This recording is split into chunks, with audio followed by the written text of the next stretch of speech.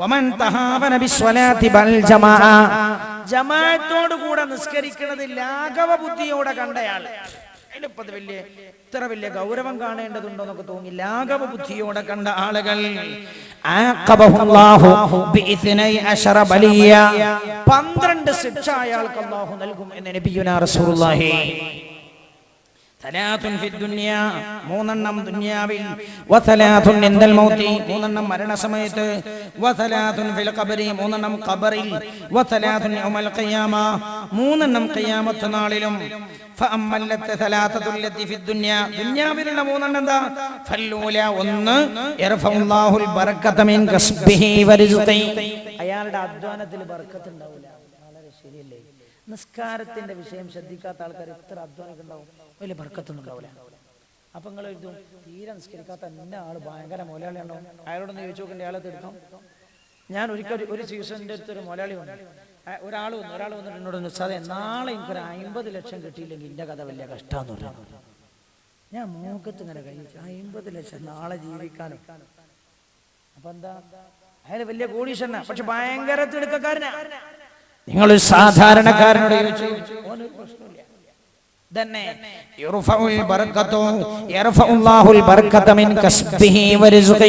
അയാളുടെ അധ്വാനത്തിൽ അല്ലാഹു ബർക്കത്ത് എടുത്തു കളയും. പിന്നെയോ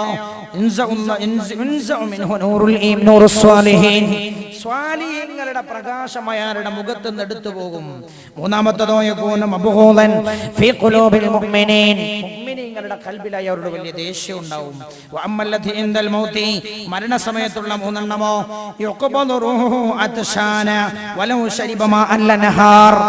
മരിക്കണ സമയത്ത് ഭയങ്കര ദാഹം ഉണ്ടാവും. ശ്രദ്ധിക്കണം, അല്ലാഹു കാക്കട്ടെ. മരണസമയത്ത് ശക്തമായ ദാഹമുണ്ടാകും. അയാളുടെ റൂഹ് ശരീരത്തിൽ നിന്ന് വലിച്ചൂരുന്നത് വളരെ ഭീകരമായ രൂപത്തിലാവും.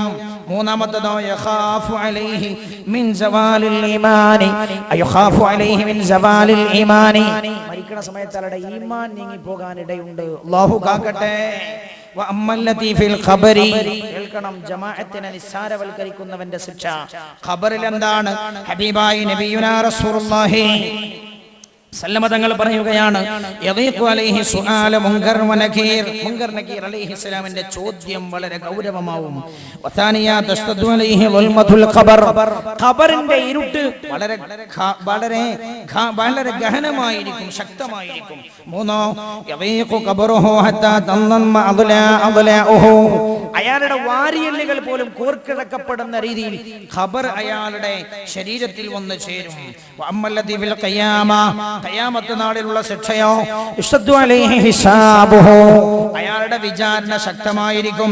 യഗ്ളബു അലൈഹി റബ്ബുഹു, അല്ലാഹു അയാളുടെ വിഷയത്തിൽ വളരെ കുപിതനായിരിക്കും. വതാലിദാ യുആഖിബുഹു അല്ലാഹു ബിന്നാർ, അയാളുടെ അവസാനം നരകമായിരിക്കുമെന്ന് നബിയുനാ റസൂലുള്ളാഹി. അപ്പോൾ നമ്മൾ ശ്രദ്ധിക്കണം. ഏത് ശ്രദ്ധിക്കണം? നമ്മൾ ജമാഅത്തിന്റെ കാര്യം